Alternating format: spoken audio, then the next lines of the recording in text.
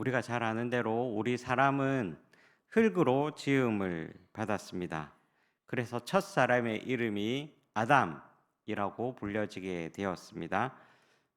흙이라는 아다마라는 이 단어에서 파생되어서 사람이라는 아담이라는 이름으로 나오게 된 것입니다.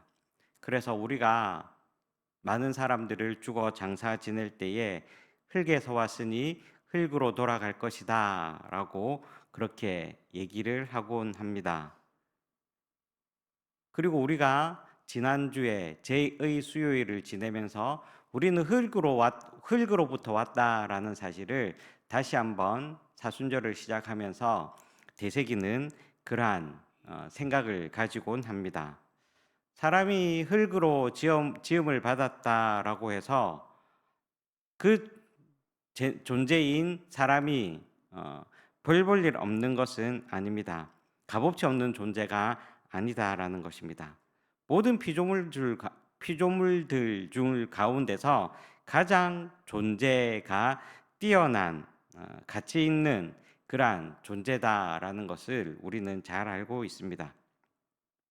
하나님께서 이 세상을 천지를 창조하실 때마다 하루가 끝날 때마다 하나님 보시기에 좋았더라 라고 말씀을 하고 있는데 여섯째 날에 사람을 만드시고 나서는 하나님 보시기에 심히 보기 좋았더라 라는 그러한 표현으로 있는 것을 보아 우주 창조의 모든 것의 방점은 최종점은 인간이었고 또한 하나님께서 인간들을 많이 사랑하신다라는 사실을 알게 됩니다.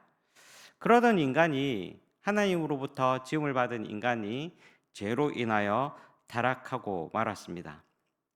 존귀함을 잃어버리고 추악한 존재로 하나님을 가까이 할 수 없는 그러한 존재로 타락하게 된 것입니다. 하나님께서는 타락한 인간들을 그냥 보고 있지는 않으셨습니다. 하나님께서는 독생자 예수 그리스도를 대속제물로 보내셔서 죄의 값을 치르게 해 주시고 또한 죄 사함을 받아 살 길을 열어 주셨습니다.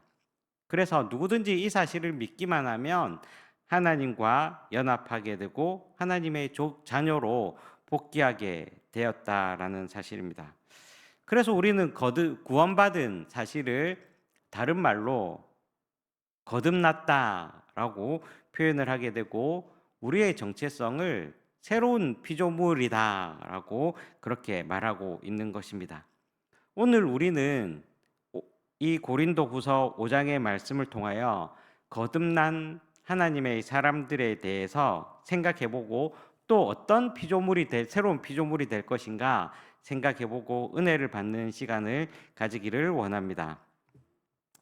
첫 번째로는 우리의 속 사람을 중시하는 그러한 사람입니다.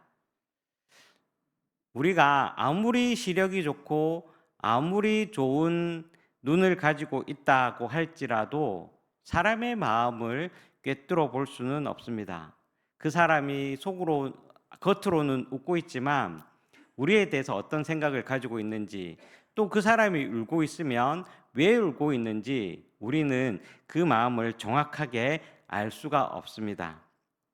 눈치가 빠른 사람이라면 그 마음을 조금이라도 이해라도 할 수 있지만 모든 사람들의 각자의 마음을 정확하게 판단하기는 어렵습니다. 예수 안에서 새로운 피조물 된 그리스도인들은 겉의 눈으로 바라보는 사람이 아니라 영의 눈으로 바라보는 사람입니다. 그러므로 겉으로 드러난 겉모습을 중시하지는 않습니다. 허례나 허영 이러한 것을 멀리하게 될 것입니다. 보이는 것으로는 장차 올 하나님의 나라를 유업으로 받지 못할 것임을 알기 때문에 꾸미고 쌓고 누리는 것에 집착하지를 않습니다. 대신 보이지 않는 하나님 나라의 부활을 쌓고 하나님과 영적인 친밀한 교제를 나누는 기도 생활에 힘쓰고 또 영혼이 부유해지기 위해서 생명의 양식인 하나님의 말씀을 늘 가까이 하는 그러한 사람인 것입니다. 영적인 눈을 가진 사람은 또한 다른 사람을 대할 때에도 겉사람으로 겉으로 표현하지 않습니다. 말을 잘한다든지 옷을 잘 입었다든지 다른 사람에게 잘 보이기 위해 노력하는 그러한 사람들을 중시하지 않는다라는 것입니다. 하나님의 마음을 가지고 영적인 눈으로 그 중심을 보게 된다라는 것입니다. 우리가 잘 아는 다윗이 기름 부음 받을 때의 이야기를 잘 알고 있습니다. 새로운 왕이 필요했던 사무엘은 베들레헴 한 동네에 가서 이새의 아들들 중에서 왕을 고르라는 하나님의 명령을 받게 됩니다. 여러 아들들이 있었는데 큰아들인 엘리압이 나오게 되자 그를 보고 멋진 모습에 반한 사무엘이 기름을 부어 왕으로 세우려 하자 하나님께서 이렇게 말씀을 하셨습니다. 그 용모와 신장을 보지 말라. 내가 이미 그를 버렸노라. 나의 보는 것은 사람과 같지 아니하니 사람은 외모를 보거니와 나 여호와는 중심을 보느니라 라고 사무엘에게 깨우쳐 주셨습니다. 은성교회 성도 여러분, 우리가 영적인 눈을 가진 사람이라면, 속 사람으로 새롭게 된 사람이라면 여호와께서 보시는 것처럼 겉과 외모만 보지 아니하고 중심을 볼 수 있는 영적인 눈을 가지시기를 주님의 이름으로 축원합니다. 우리가 겉의 모습만 보고 번지르한 모습을 보다가 낭패를 당한 적이 있지는 않습니까? 우리는 영적으로 새로 지음받은 그러한 존재라는 것을 생각한다면 영적인 눈을 떠서 하나님께서 보시는 것처럼 중심으로 사람을 볼 수 있고 또 생각할 수 있는 그러한 귀한 은혜를 누리시기를 주님의 이름으로 축복합니다. 두 번째로는 새로운 피조물이란 예수 그리스도를 육체대로 알지 아니하는 사람이다라는 것입니다. 예수 그리스도를 육체대로 알았다라고 하는 말은 예수 그리스도를 다른 사람들이 생각하는 것과 마찬가지로 똑같이 생각한다라는 것입니다. 예수님께서 그 당시에 십자가에 못 박혀 돌아가시게 되었을 때에 많은 사람들이 예수님을 어떻게 생각하였습니까? 유대인들은 예수님을 조국의 독립을 쟁취하려다가 실패한 뛰어난 랍비 정도로 생각합니다. 또 그리스도인들은 예수님을 지혜적으로 뛰어난 사람이지만 그가 왜 십자가를 졌는지 이해하지 못하는 그러한 상황이었습니다. 이에 대해서 이런 사실에 대해서 사도 바울은 우리는 십자가에 못 박힌 그리스도를 전하니 유대인에게는 거리끼는 것이요 이방인에게는 미련한 것이다라고 얘기를 하고 있습니다. 우리는 영적인 눈을 떠서 그리스도께서 십자가를 지심으로 말미암아 우리를 구원해 주셨다라는 사실을 잘 알고 있지만 유대인들은 예수님께서 십자가에 돌아가셨다라는 것을 보면서 유대인들이 많은 사람들이 예수님을 꺼리끼는 분으로 또한 이방인에게는 미련한 분으로 보였다라는 사실입니다. 여러분, 그렇다면 우리가 복음을 전할 때 많은 사람들의 반응은 어떠합니까? 2000여 년이 지난 지금도 유대인이나 헬라인, 그리스인 같은 생각을 가지고 있는 사람들이 여전히 많다라는 것을 알고 있습니다. 세상 사람들은 예수님을 석가나 공자나 마호메트 같은 위대한 사람으로만 알고 있을 뿐 우리들에게 구원을 주시는 분으로 알고 있지는 않습니다. 그러나 우리는 성경에서 새로 거듭나 지음을 받은 그리스도인들이라면 예수님을 어떻게 고백해야 하겠습니까? 우리는 예수님에 대해서 우리를 구원해 주시고 우리를 살려 주셨다라는 그러한 믿음의 주님으로 고백할 수 있어야 할 것입니다. 우리가 지난주에 교회에 대해서 우리 교회의 창립 기념 주일을 맞이하면서 우리가 믿음으로 같이 고백한 말씀, 주는 그리스도시요 살아계신 하나님의 아들입니다 라는 이러한 분명한 신앙 고백이 있어야 할 것입니다. 단순히 윤리적으로 도덕적으로 또한 상식적으로 착하고 좋은 분으로 이해하는 것이 아니라 우리의 생명을 주신, 우리에게 새로운 생명을 주신 그러한 믿음의 주님으로 고백할 수 있는 그러한 귀한 복을 누리시기를 주님의 이름으로 축복합니다. 마지막으로 우리에게 하나님께서 새로운 피조물이다라고 할 때에 마지막의 의미는 그리스도 안에 있으면 누구든지 새로운 피조물이 될 수 있다라는 사실입니다. 우리가 잘 아는 말씀 17절 말씀을 다시 한번 같이 한번 읽어 보시겠습니다. 17절 말씀입니다. 그런즉 누구든지 그리스도 안에 있으면 새로운 피조물이라 이전 것은 지나갔으니 보라 새 것이 되었도다. 아멘.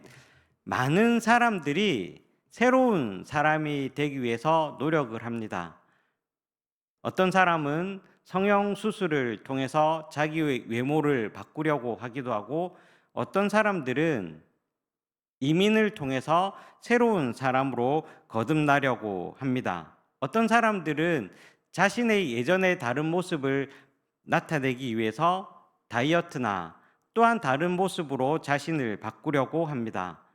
그러나 아까 초반에 말씀드렸던 것처럼 영적인 사람이라면 눈으로 드러나는 외모, 눈으로 보일 수 있는 그러한 지식의 변화가 필요한 것이 아니라 진정한 새로운 사람이 되어야 한다라는 것입니다. 방금 우리가 17절 말씀을 함께 읽었는데 두 가지 단어를 주목해서 보시면 좋겠습니다. 첫 번째로는 그리스도 안에 있으면 이라는 단어와 또 하나는 누구든지라는 단어입니다. 그리스도 안에 있다 이 말은 사도 바울이 여러 성경을 쓰면서 가장 중요하게 여겼던 표현 중에 하나입니다.